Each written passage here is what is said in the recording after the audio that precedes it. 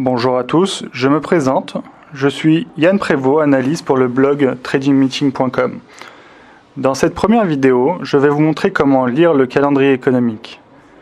Tout d'abord, il faut savoir que l'actualité financière est régie par de grands agrégats économiques et ce sont ces agrégats qui font l'économie réelle au jour le jour.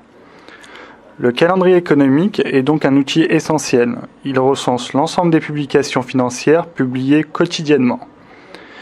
J'ai pour habitude de publier chaque jour les statistiques potentiellement influentes sur le marché des devises pour le lendemain.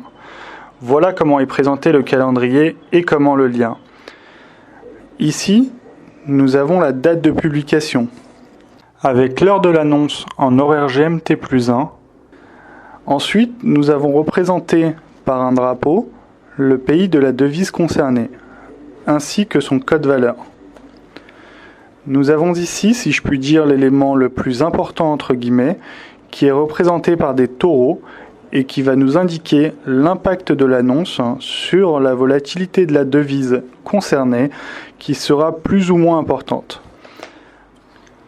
Un taureau nous indiquera qu'une faible volatilité sera attendue sur la monnaie du pays concerné par l'annonce. Deux taureaux, une volatilité moyenne sera attendue, et 3 taureaux, une forte volatilité sera attendue. Chaque publication économique est assortie d'un consensus de marché, mais aussi du chiffre précédemment publié. Lorsque le chiffre attendu est publié, il doit être comparé au chiffre précédemment publié.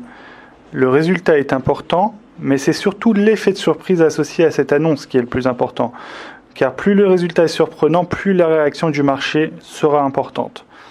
Pour exemple, nous pouvons voir ici que le taux d'emploi créé au mois de septembre en Australie est ressorti largement inférieur au consensus qui était prévu à 20 000 emplois créés par rapport au précédent et qui est ressorti en réel à moins 29 700 emplois créés par rapport à la période précédente.